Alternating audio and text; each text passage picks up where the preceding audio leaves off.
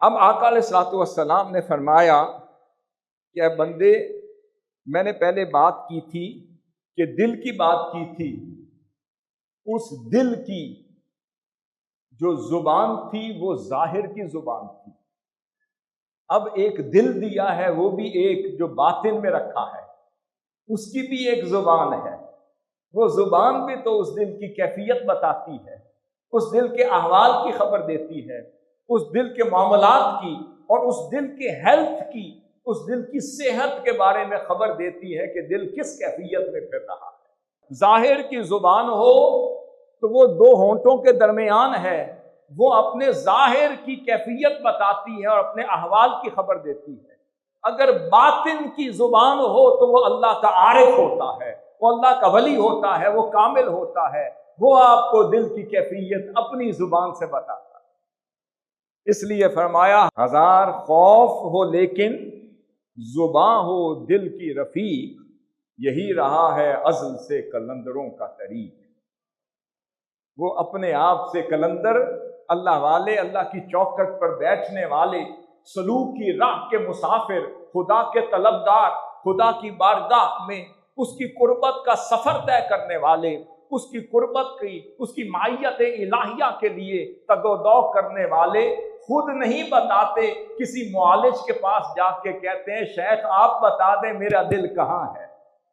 حدیث شریف میں آتا ہے، فرمایا الا وَإِنَّ فِي الْجَسَدِ مُضْغَةً، فرمایا خبردار تمہارے جسم کے اندر ایک لوتھڑا ہے، ایک گوشت کا لوتھڑا ہے، اذا صلحت صلح الجسد کلہ، اگر وہ صحیح ہو جاتا ہے، اگر اسے خیر مل جاتی ہے تو تمہارے پورے جسم کو خیر مل جاتی ہے۔ فَإِذَا فَسَدَتْ فَسَدَ الْجَسَدُ كُلُّهُ، اگر وہ بگڑ جاتا ہے تو سارا جسم بگڑ جاتا ہے۔ پوچھا یا رسول اللہ وہ کیا ہے؟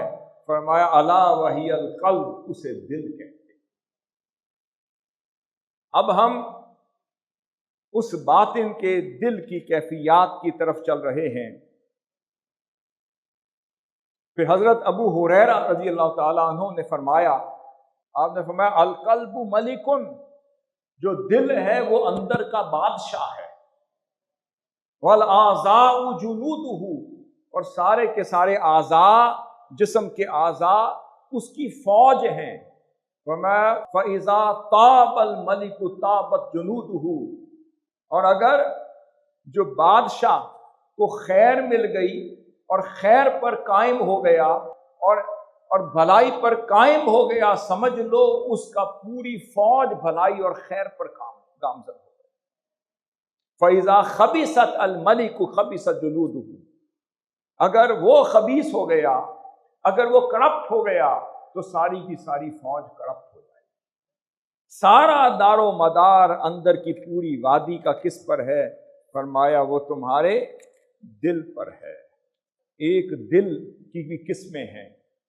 پہلے میں نے کچھ بیماریوں کا ذکر کیا جو ظاہری دل کو لاگو ہوتی ہیں یا جان لیوا ثابت ہوتی ہیں یا اسے لاحق ہوتی ہیں، انہیں ظاہری دل کی بیماریاں کہتے ہیں۔ اسی طرح کچھ ایسی بیماریاں ہیں جو آپ کے باطن کے دل کو لاحق ہوتی ہیں، ان کے علاج کے لیے بھی روحانی پیشوا، روحانی معالج کے پاس جاتے ہیں۔ کبھی صحابہ کرام ہوتے تھے تو ان کے دل کے معالج حضور صلی اللہ علیہ وسلم کی بارگاہ خود تھی۔ سیدنا ابوبکر صدیق تھے، جب دل گھبراتا تھا حضور کی بارگاہ میں چلے جاتے تھے۔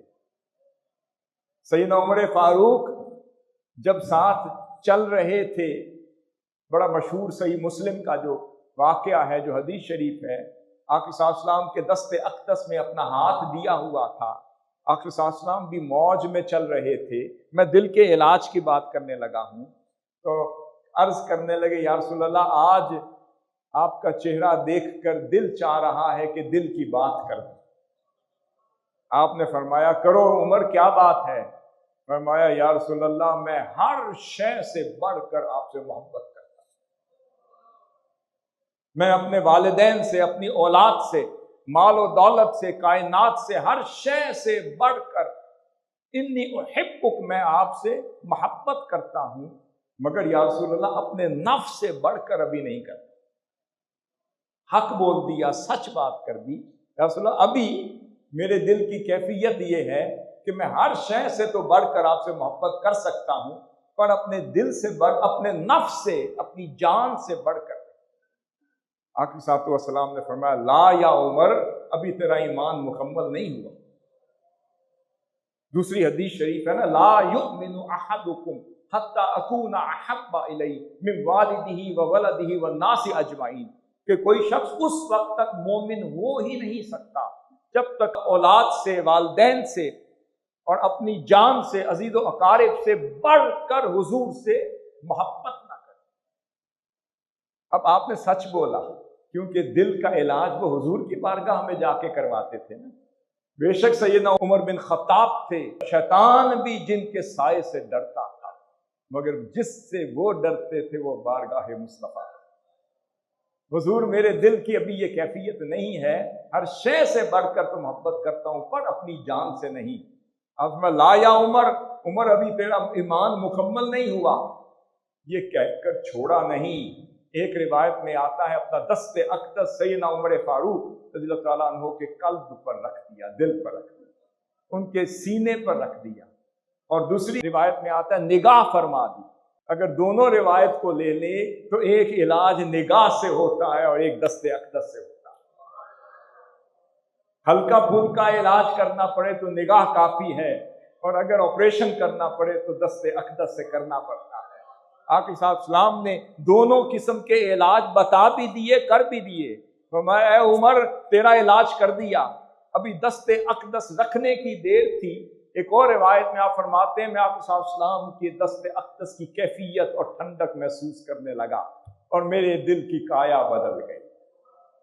میں نے عرض کیا الان یا رسول اللہ، اب میں اپنی جان سے بڑھ کر بھی آپ سے محبت کرتا ہوں۔ فرمایا الان یا عمر، اب تیرا ایمان مکمل ہے۔ دل کی قسمیں ہوتی ہیں، دل کے اندر کی بیماریاں اور امراض بھی ہیں اور ان کی شفا بھی ہے، ان کے درجات بھی ہیں، ان کے مراتب بھی ہیں۔ میں نے عرض کیا ظاہری دل کے لیئرز تھے، ظاہری دل کے چیمبرز تھے، ظاہری دل کا لیفٹ وینٹریکل، رائٹ وینٹریکل اور باقی اس کے تمام چیمبرز بھی تھے، اس کے والز بھی تھے، اس کے مسلز بھی تھے، اس کی وینز بھی تھیں، شریانیں بھی تھیں، یہ سب کچھ اس دل میں تھا۔ تو سوال یہ پیدا ہوتا ہے ظاہری دل کو اتنا کچھ دے دیا ہو تو باطن دل کے پاس کچھ بھی نہیں۔ اب ذرا دیکھیں کہ باطن کے دل کے پاس کیا ہے۔ اللہ رب العزت نے اس کی تقریباً 25 قسمیں جو حضور شیخ الاسلام نے انسائکلوپیڈیا آف قرآن نے بھی نقل فرمایا ہے اور مینشن فرمایا ہے۔ تو قرآن مجید میں کہیں آیا کہ کبھی کبھی وہ جو دل ہے وہ قلب سلیم کے مقام پر بھی پہنچ جاتا ہے، کبھی کبھی وہ دل قلب سلیم کے مقام پر بھی پہنچ جاتا ہے، یعنی پاک اور بے عیب دل ہو جاتا ہے، ہر طرح کے عیب سے، کجی سے، کمی سے، حقد سے، توجہ سے، میلان سے، شہوت سے دور ہو کر جب وہ دل صرف خدا کو تکنا شروع کر دے اور خدا کے لیے آئینہ بن جائے، جب وہ دل خدا کا آئینہ بن جائے اور اس پر صرف یار ہی توجہ کر سکیں اور جب بھی آئینہ دیکھیں اس میں بکھرا یار نظر آئے، سمجھ لو وہ دل قلب سلیم ہو رہا۔ اس لیے فرمایا الا من اتی اللہ بقلب سلیم، مگر وہی شخص نفع مند ہوگا جو اللہ کی بارگاہ میں سلامتی والے بے عیب دل کے ساتھ حاضر ہو۔ پرفیکٹ دل جو ہے، بے عیب دل، اسے قلب سلیم کہتے ہیں۔ دوسرا دل ہوتا ہے قلب منیب، جو رجوع اور انابت والا دل ہو۔ فرمایا من خشی الرحمن بالغیب وجاء بقلب منیب، جو خدائے رحمان سے ڈرتا رہے، اس کی خشیت اور خوف کا پیکر بن جائے اور اس حالت میں خدا کے پاس آئے تو فرماتا ہے یہ قلب منیب کے ساتھ آیا۔ پھر القلب المتقی، کہتے ہیں دل بھی متقی ہوتا ہے، اس لیے فرمایا ذالک ومن یعظم شعائر اللہ فَإِنَّهَا مِن تَقْوَى الْقُلُوبِ، جو اللہ کے شعائر اور نشانیوں کی تعظیم کرتا ہے تو فرمایا یہ تعظیم دلوں کے تقوی کی وجہ سے ہے۔ سمجھ لیں تقوی کی اصل شعائر یعنی اللہ کی نشانیوں کی تعظیم ہے، اور نشانیوں کی تعظیم اسے ملتی ہے جس کا دل متقی ہو چکا۔ پھر فرمایا القلب المطمئن، پھر دل مطمئن بھی ہوتا ہے۔ مایا وہ کس کا ہوتا ہے؟ فرمایا ابراہیم علیہ السلام کی وہ آیت نہیں، صرف اتنا حصہ، اولم تؤمن، اے ابراہیم تو ایمان نہیں لاتا؟ یہ جو تو کہتا ہے قال ابراہیم ربی ارینی کیف تحیی الموتى، مولا دکھا دے تو مردوں کو کیسے زندہ کرتا ہے۔ فرمایا اولم تؤمن، کہ اے ابراہیم تو ایمان یقین نہیں رکھتا، ایمان نہیں رکھتا؟ فرمایا ولکن لیطمئن قلبی، میں اپنے دل کے اطمینان کے لیے کہہ رہا ہوں۔ تو جب دل بھی مطمئن ہوتا ہے، ایک قسم قلب مطمئن کی ہوتی ہے، اس لیے فرمایا تطمئن قلوبہم بذکر اللہ، پھر میں اللہ کے ذکر سے ان کے دل بھی مطمئن ہو جاتے ہیں۔